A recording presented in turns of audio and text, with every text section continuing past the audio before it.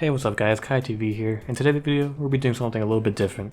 I'm going to be going over some of my favorite demos I've played during the Steam Nextfest. If you don't know what Steam Nextfest is, it is pretty much demos you can try for upcoming, mostly indie titles. And there's a lot of pretty solid ones in here and a lot of pretty good hidden gems I think people should look out for. So without further ado, I'm going to start the video, and yeah. Now one of the first games I want to bring up I think is actually a banger. And it's a co-op game called Far Far West. What Far Far West is a PvE action multiplayer game that kind of plays like Helldivers and Borderlands. The shooting feels like Borderlands, and the whole like objective and map, like you get spawned into like a small open map and you go around do objectives, and it's a ton of fun like traversing the map and doing the objective, especially with a buddy or two. I play this with my friends on live streams. I also go live here on YouTube, here at Kai TV, here on YouTube and on Twitch. But yeah, this game is a ton of fun. The gunplay, it feels pretty solid. It's not like the greatest gunplay in the world, but the boss fights are really cool and interesting.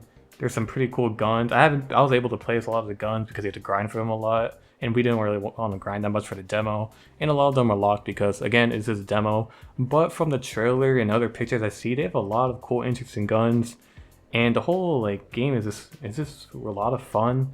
The horseback riding feels really good. I like how there's no stamina on the horse, so you can just ride forever. You don't have to worry about that. Also around the map you can pick up these things called Joker cards, and they come in different variants like rare, epic, or common one. And they pretty much mix up the gameplay a bit. Sometimes you pick up one, it gives you a higher rate of fire, or one that makes you move faster, you know, just things like that. Some of them suck too, like one of them adds like rubber duckies to your feet, like something stupid like that. They'll just add like, yeah, so everyone gets like an individual one you pick up, and it's pretty cool. Even though I wish everyone shared the same Joker they picked up, but once you guys find Jokers on the ground, you're gonna have to choose which one you guys want, but that's totally fine. And this game was honestly a blast to play, and I also love the graphics and art style in this game. Like the art style, it kind of reminds me of like Sea of Thieves kind of, but like a little bit better honestly. I prefer this art style a little bit more. Really dig the vibe on this game, and also I like how it's like a western type of game, you know. We don't really get many like western games besides like Red Dead Redemption and some other ones maybe, and it's like, I always like this theme, it's pretty cool. And this game is just cool, that's all I gotta say about it. And this is a game I wasn't expecting to like that much, and I ended up liking it a lot. Vampire Crawlers is a dungeon crawler turn-based action roguelike made by the same people who made Vampire Survivors. And if you know me and this channel, I really like Vampire Survivors.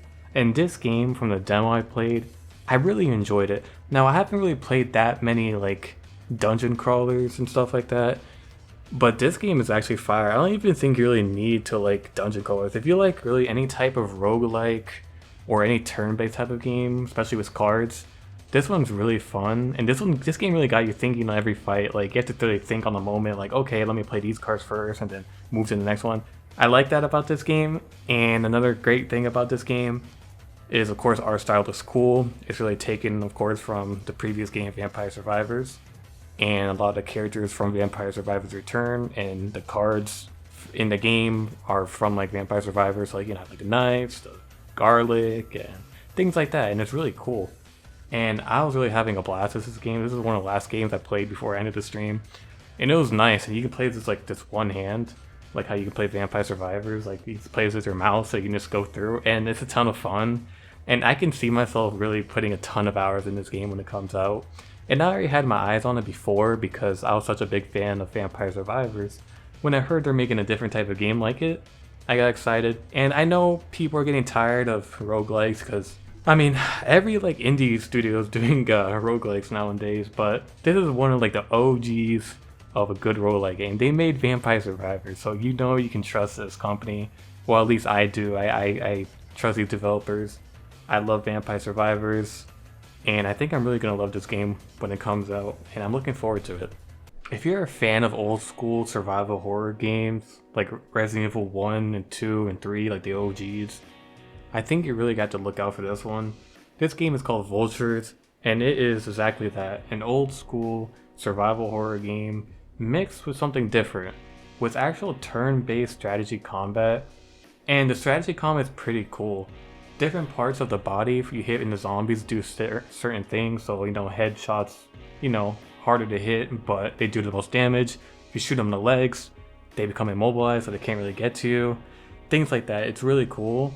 Also, the atmosphere and the graphics are really cool. I really like the art style of this game and the inventory system, the way you traverse through like the map, like how you do in the old school Resident Evil games. And yeah, I like the mix of the turn-based. It makes the gameplay a little bit more interesting compared to how a lot of other survival horror games just play out, just, you know, the usual tank controls. It's interesting to go out this route with like turn-based strategy, and I think this game really holds it down well, and I think it's actually pretty unique for what it is.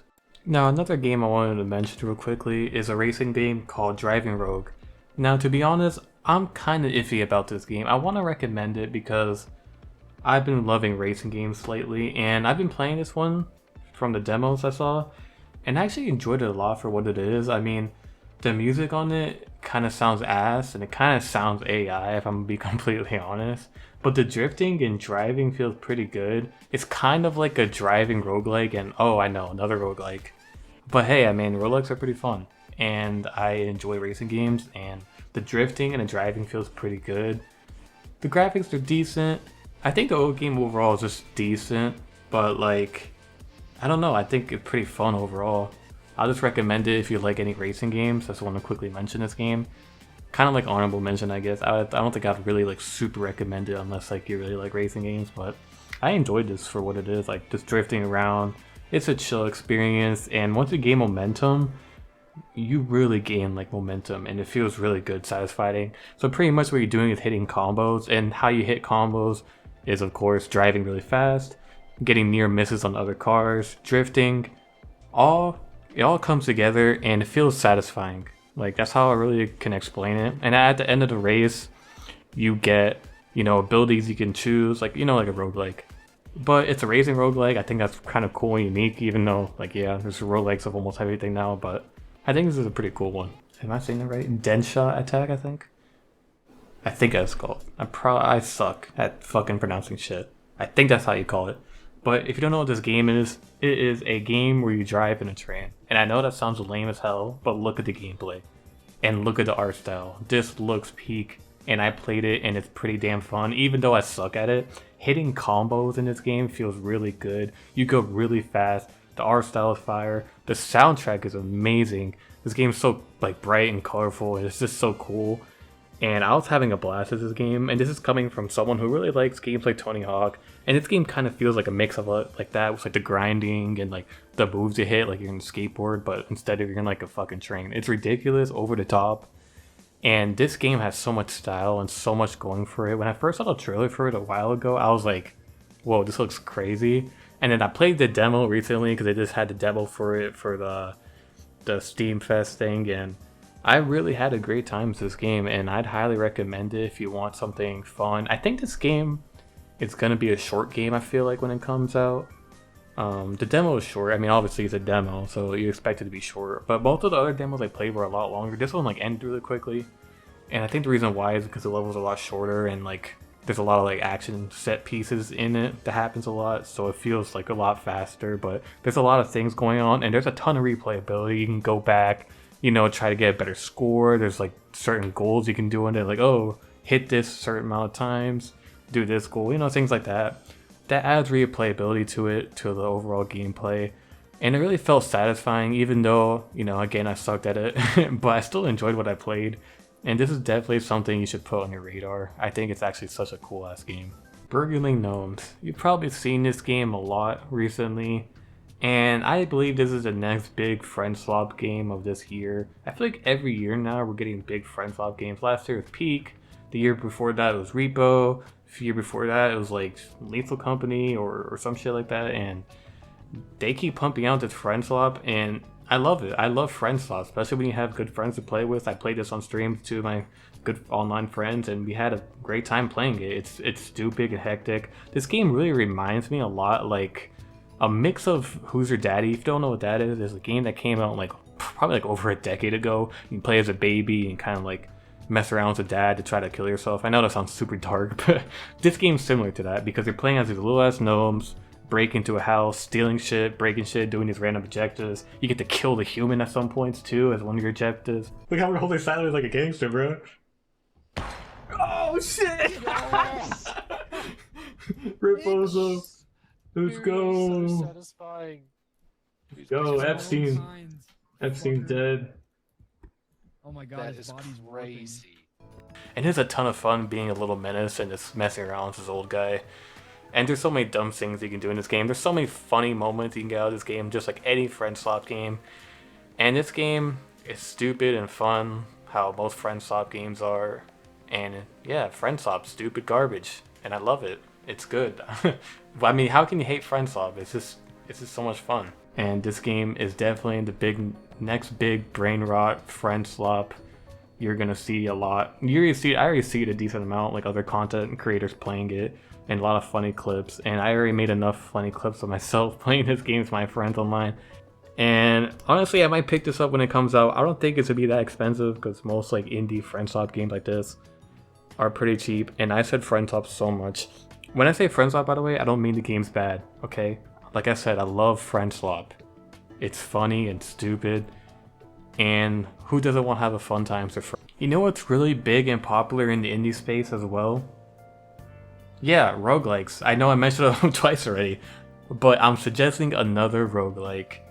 Because honestly, I kind of like roguelikes, and I think a lot of people do because they sell well, and these indie developers are making some really good ones. And the next big one I think is really going to blow up in 2026. It's going to be Ratcoin. This game is really satisfying, and how this game plays is what you see from the gameplay. It's like those they're like those machines. I don't even know what they're called. It's like one from Chuck E. Cheese. You're putting coins in there, coins come down. It's that in a roguelike, and it's fun. It's a ton of fun, and most of the fun comes from the satisfaction of getting all these coins and random shit just getting in your face and falling down the machine. It just feels so much satisfying. It's just a good dopamine rush, and it's just overall satisfying. Like probably the most satisfying like roguelike I've played, or one of the most satisfying games I played. Just getting off the coins. Pause. That sounded weird, but getting off the coins you know what I'm talking about. Getting the coins off the fucking machine. It's a ton of fun. Like, it's actually enjoyable. I know it doesn't sound that fun, but when you play yourself, it's just satisfying. Even somewhat relaxing. I don't find this game too difficult either. It's pretty, like, not easy. I mean, I've only played a demo, so I don't know. It's probably going to get harder, obviously, when the game comes out, but this is such a good roguelike. And I think it's going to be the next big one, the next big indie roguelike to come out. Another genre of video games that I actually really seem to enjoy, because I've been playing a lot of them recently, like Space Marine 2, World War Z. One of my favorite games of all time is this, and that's Left 4 Dead 2. And this game fits in that category as another horde shooter that, for the most part, I enjoyed. I think it's an okay experience. It kind of feels like Back 4 Blood. I know that's not a good comparison, but the gunplay kind of feels like that in a better way. It kind of feels like better Back 4 Blood.